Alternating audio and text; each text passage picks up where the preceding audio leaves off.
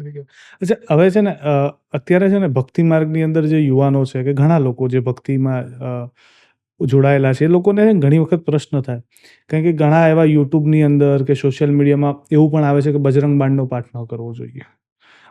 એવું પણ કહેવામાં સ્ત્રીઓએ હનુમાન ચાલીસા ન કરવી જોઈએ. ઘણા ખરા મંદિરો છે હનુમાનજીના કે જ્યાં સ્ત્રીઓનો પ્રવેશ નથી, કે કોઈક એવા લોકો દ્વારા પણ એવું કહેવામાં આવતું હોય છે કે તમારે સ્ત્રીઓએ હનુમાનજીની ભક્તિ ન કરવી જોઈએ. આ બધું કેટલું યોગ્ય છે અને ખરેખર આપણી ધર્મ, આપણો શાસ્ત્ર શું અનુમતિ આપે છે આને લઈને?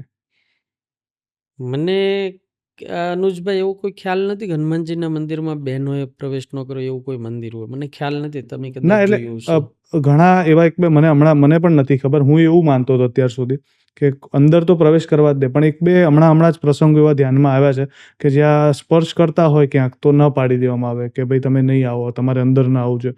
હાલાકી એ ગર્ભગૃહ હોય તો સમજી શકીએ, કારણ કે ગર્ભગૃહમાં તો અમને પણ અનુમતિ આ નથી તો હોતી. કોઈને નથી પણ એ ગર્ભગૃહની બહારનું પણ એક પ્રાંગણ હોય ને, એમાં પણ અમુક પ્રકારની હવે મર્યાદા, અમુક એવા મંદિર છે, બહુ મોટા મંદિરો નથી, નાના મંદિરો છે, એટલે એનો ચર્ચાનો વિષય ન બની શકે. દાદાની પૂજા પુરુષ પણ કરી શકે, સ્ત્રી પણ કરી શકે, અને સ્ત્રી પુરુષમાં એકી મન હોય એ પણ કરી શકે. હનુમાનજીને કોઈ વ્યક્તિની સાથે લેવા દેવા નથી, એના ભાવ સાથે લેવા દેવા છે.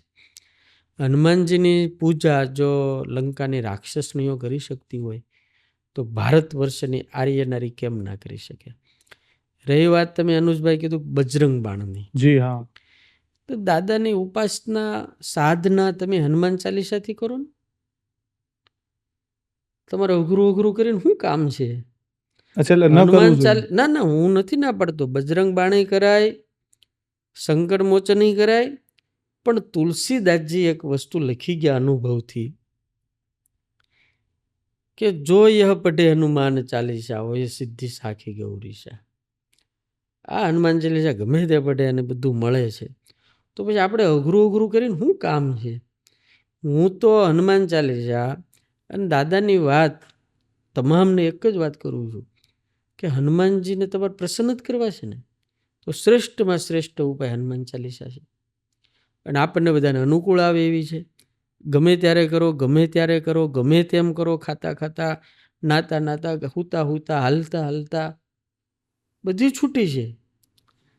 પછી બધું આ બધા ખોટા જે નથી કરવું એને એમ છે કે મારે બજરંગ બાણ કરવું પણ મારાથી ન થાય. હવે એવું કાંઈ નથી, બહેનો પણ કરી શકે છે હનુમાન ચાલીસાનો પાઠ, હનુમાનજીની પૂજા પણ બહેનો કરી શકે છે, હનુમાનજીનો થાળ પણ બહેનો કરી શકે છે.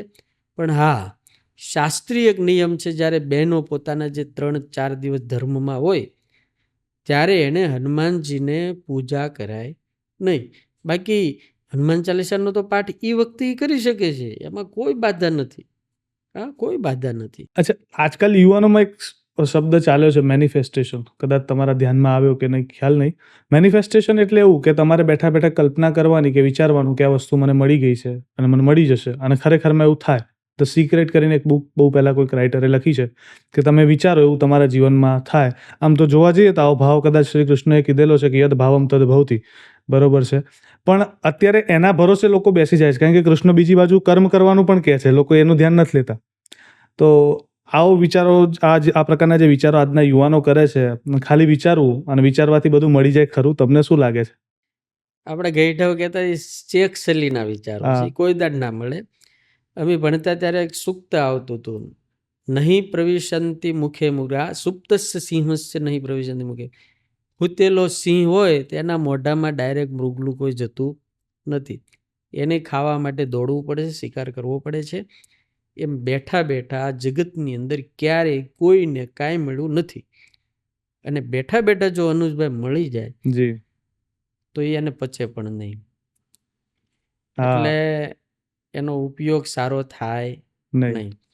એટલે પુરુષાર્થથી, મહેનતથી મેળવેલી સફળતા, મહેનતથી મેળવેલી સંપત્તિ એ જ માણસને સુખી કરી શકે છે અને મહાન કરી શકે છે. હવે એવું થાય કે આજે હનુમાનજીની ભક્તિ કરતાં પહેલાં રામની ભક્તિ જરૂરી છે, એવું આપણે માનીએ, આપણો ભાવ છે કે હનુમાનજી રામજીના ભક્ત હતા, તો કોઈ હનુમાનજીને અભિવાદન કરે કે મળે તો પહેલાં રામનું નામ લે તો હનુમાનજીને વધારે વહાલું લાગે. અને આમ પણ કહેવાય છે કે રામદૂતનું નામ તમે કહો તો હનુમાનજી તરત ઊભા થાય. તો પણ આ જ વિષય વસ્તુ છે કે ખરેખરમાં હનુમાનજીની ભક્તિ કરતા પહેલા રામજીની ભક્તિ કરવી કેટલી જરૂરી છે? જો હનુમાનજીની ઉપાસના કરો એટલે રામ રાજી થાય, રામની ઉપાસના કરો એટલે હનુમાનજી રાજી થાય. એને બેયને કાંઈ વાંધો નથી. આ બધા પ્રશ્નો માનવ સર્જિત છે. રામ ભગવાન તમે હનુમાન ચાલીસા કરો તો રામ બહુ રાજી થાય, જી. અને તમે શ્રી રામ જય જય રામ તો દાદા બહુ રાજી થાય. મેં એક બહુ મોટા સત્પુરુષની કથામાંથી સાંભળ્યું હતું. રામચરિત્ર કથા જ્યારે થાય ત્યારે હનુમાનજી અખંડ હાજર રહે, પણ હનુમાન ચરિત્ર કથા જ્યારે શરૂ થાય ત્યારે રામ, લક્ષ્મણ અને સીતાજી બધા જ હાજર રહે. વાહ. એટલે આ નાના નાના મગજમાંથી ઉત્પન્ન થતા જે પ્રશ્નો ઈશ્વરને જુદા પાડવાનો કાર્યક્રમ કરે છે. બાકી એ તો બધું એક જ છે બધું. અચ્છા, હવે એક પ્રશ્ન થાય, કદાચ એક હનુમાન ભક્ત તરીકે મારો પ્રશ્ન હોઈ શકે, કદાચ આ મારો જ વ્યક્તિગત પ્રશ્ન છે, જવાબદારી પૂરેપૂરી લઈને પૂછીશ કે મારે હનુમાનજીના દર્શન કરવા છે, એમને અનુભવવા છે, તો હું કઈ રીતના અનુભવી શકું, કઈ રીતના એમના દર્શન કરીશું? તમે બહુ અઘરો પ્રશ્ન કર્યો છે. હનુમાનજીના પ્રત્યક્ષ દર્શન તો એની માટે તારું બધું છોડીને એની પાછળ લાગી જવું પડે. એ અનુભૂતિ થાય, એની કૃપાની અનુભૂતિ થાય, આપણને એમ લાગે કે એની કૃપા મારી ઉપર છે, આશીર્વાદ છે, પણ પ્રત્યક્ષ દર્શન તો અઘરા છે. એ ઉર્ધ્વ રહેતા નૈષ્ટિક બ્રહ્મચારી છે દાદા. જી. એને જગતના ફેલ ફતુર ફાવતા નથી. એ તો તમારે બધું ત્યાગ કરીને હનુમંતમય થઈ અને જંગલમાં જઈને સાધના કરવી પડે, અથવા તો કોઈ એવી જગ્યાએ જઈને એની સામે બેસી જવું પડે, અને એ કૃપા કરે તો થાય. બાકી તો હજી અમને તો થયા નથી. પણ કહેવાય ને કે જે હમણાં તમે કીધું કે હનુમાનજી બ્રહ્મચારી છે, આજના યુવાનોમાં એક બ્રહ્મચર્યનો મુદ્દો ઘણીવાર સમય આવતો હોય છે.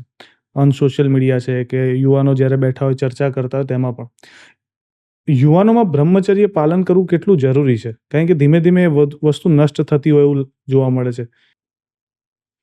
આ સોશિયલ મીડિયાના કારણે એટલું બધું જે અંદર વિકૃતિ, આજના બાળકોમાં એ વિકૃતિ આપણને જી. ટીવી ને મીડિયાના કારણે દેખાય છે.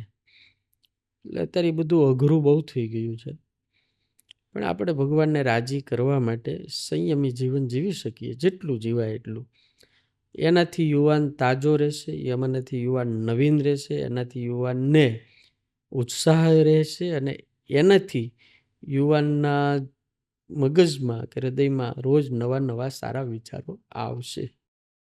અચ્છા, હવે એક હોય કે ઘણા લોકો એવું કહે કે હું મંદિર નથી જતો, પણ ઘરમાં મંદિર છે ત્યાં હું પૂજા પાઠ કરું છું. તો અને ઘણા લોકોને આવું પણ હોય કે ભાઈ ઘરમાં મંદિર હોય ત્યાં જ પૂજા કરો ને, શું લેવા તીર્થધામોમાં કે મોટા મંદિરોમાં જવું જોઈએ? આ પ્રશ્ન મને થયો છે કે ખરેખરમાં આવા લોકો જ્યારે તર્ક લઈને આવતા હોય તો એમના માટે શું ઉત્તર હોય છે કે મંદિરમાં જવું કેમ જરૂરી છે અને ઘરના મંદિરમાં રહેવું કેમ જરૂરી છે? પરમવંદનીય પૂજ્યપાઠ ડોંગરેજી મહારાજ આ વાત બહુ મસ્ત કહેતા હતા. એવું કહેતા હતા કે મંદિર શા માટે જવું? ઘર છે એ ભોગ ભૂમિ છે, જ્યારે મંદિર છે એ ભક્તિ ભૂમિ છે.